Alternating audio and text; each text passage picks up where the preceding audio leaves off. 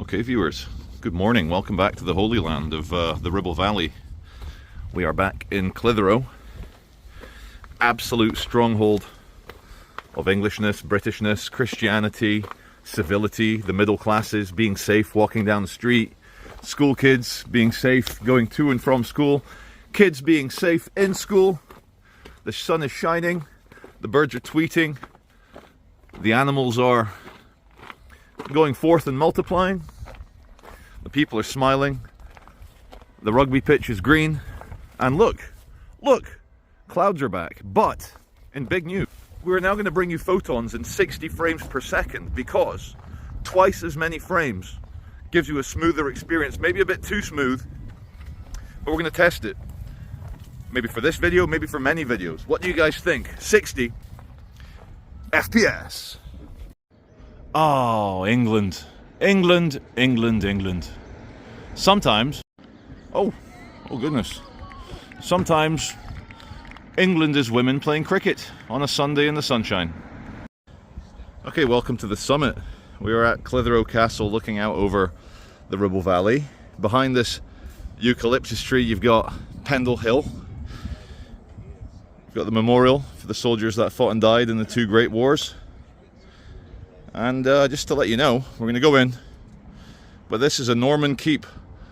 There's Norman.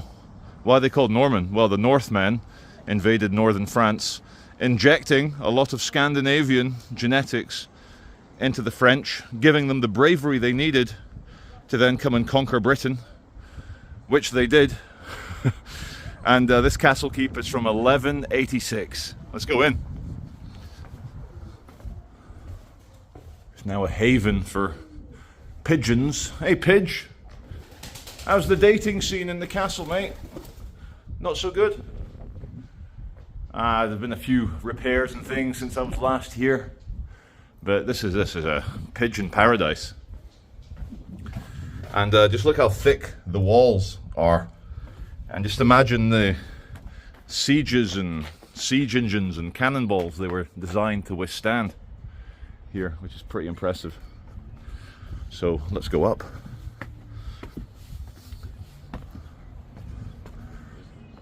There you go, guys. Clethero E in all its glory. You guys may be familiar with a video called the Clethero Kid. Kid that goes around collecting scrap and working hard, and he put out a fire. Funnily enough, they were filming him for his little documentary, and some teenagers set up a fire on the stage over there, which he then promptly put out, fighting the fire starter, Twisted Firestormer. So a 21-year-old Ukrainian guy who there's rumors online, and I'm not gonna say whether they're true or not. Don't sue me, bro. But there are rumors online speculating as to whether he is a male prostitute. A male prostitute who had intimate knowledge of the Prime Minister's personal life. His houses, his car registrations, the properties he owns.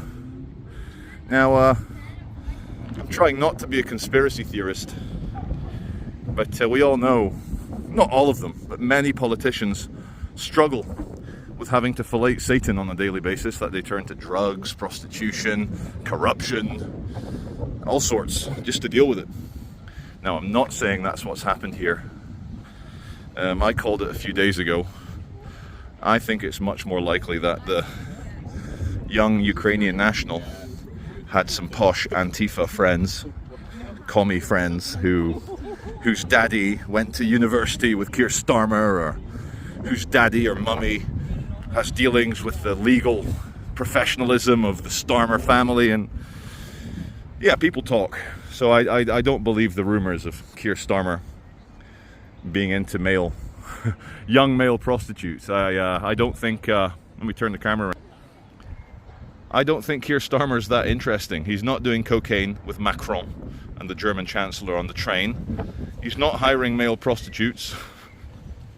But, yeah, doesn't look good. Clethero High Street. Ain't it purdy? Let's have a look at the clock tower. Oh God, what's that? Mass deportation time? I thought it was a 20 to 12, but mass deportation time it is.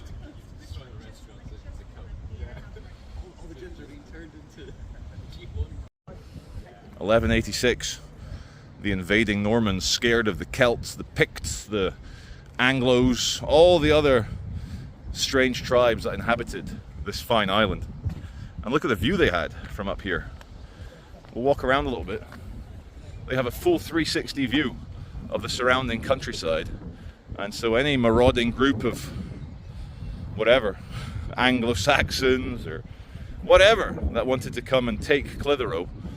And funnily enough, Clethero swapped hands between the English and the Scottish. No, I'm thinking of Berwick upon Tweed. There were battles where the Scottish invaded, got as far as Clethero, and they fought here. But here's some more castle grounds, just here. Little red tractor just appearing over there. And again, you can feel the testosterone of the men that had to man this post 800 years ago to defend their women and children from invaders.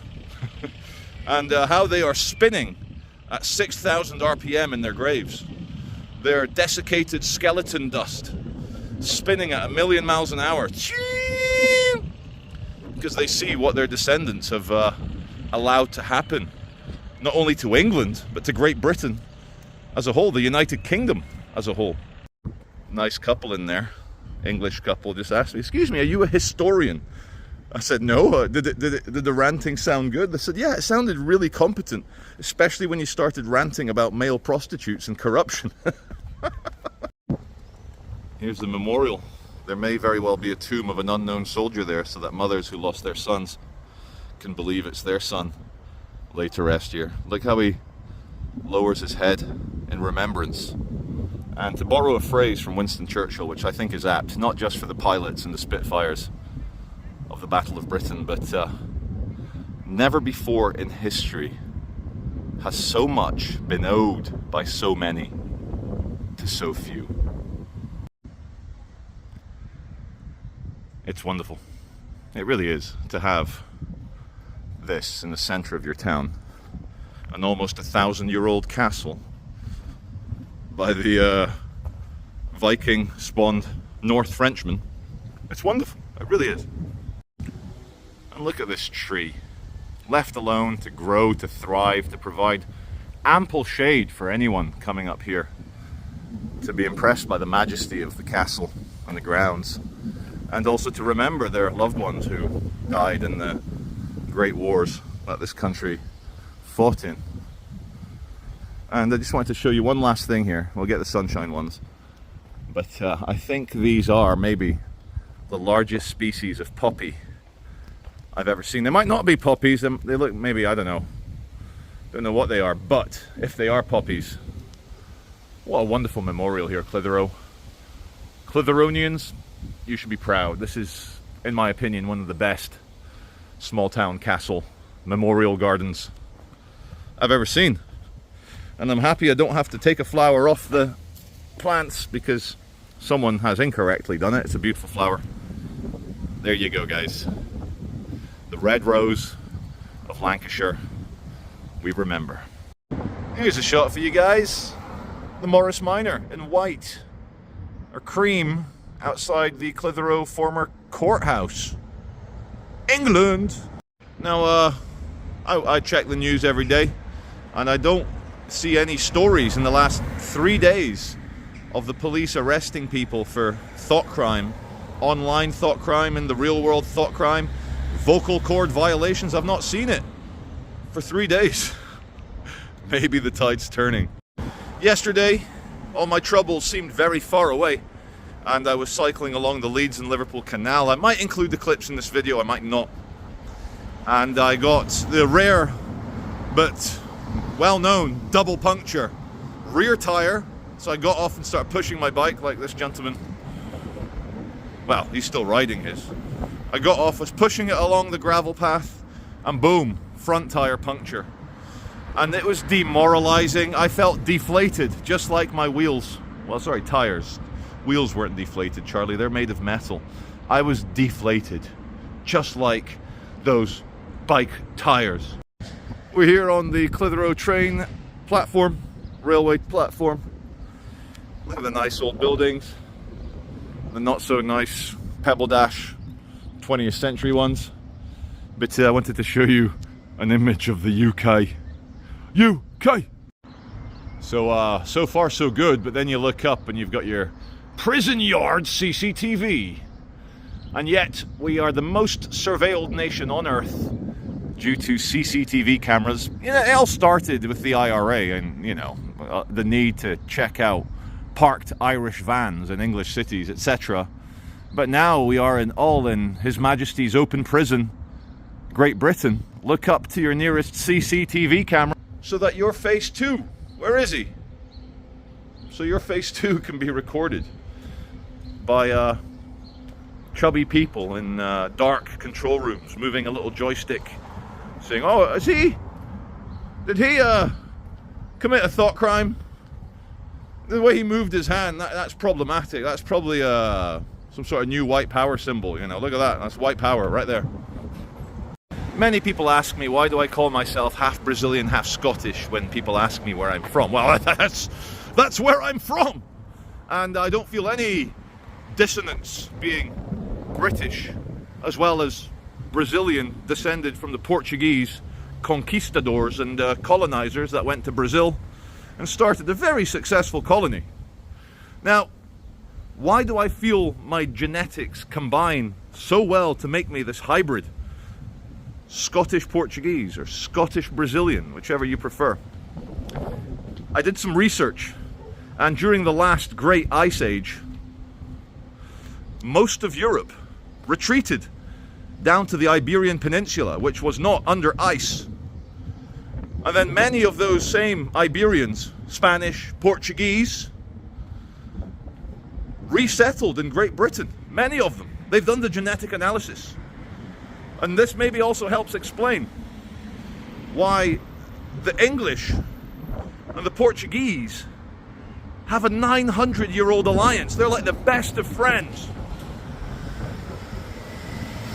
And if you go to Lisbon or Porto or the Algarve, you will see a massive English influence. The Portuguese love the English, the British, and the British, the English, love the Portuguese. Oldest alliance. One of the oldest alliances on earth. And when England said to the Portuguese, hey bro, we had your back 820 years ago. We need you to help us defeat these scum in the Great War. The Portuguese said, you know what, English bros? We got your back, bro. Of course we're going to help you out. And so, hey, morning guys. Oh, I'm all shy now, I'm going to blush. And so, the half Scottish, half Brazilian Portuguese guy, I feel that alliance, and long may it continue. Ah, classical Mustang going down the street in Clethero. Very nice. And here, we have the end of an era, Sowerbutt's. Sowerbutt's, which was Ribble Valley's largest furniture store. This whole thing here has gone bust and is closed down. Now what's it going to be here? Prime location, Victoria buildings from 1879. You've even got a hook to winch up all your heavy goods, if that's what you're going to do, but it's probably going to turn into flats, ain't it? Yes! Bit of trouble with your classical bike? Oh.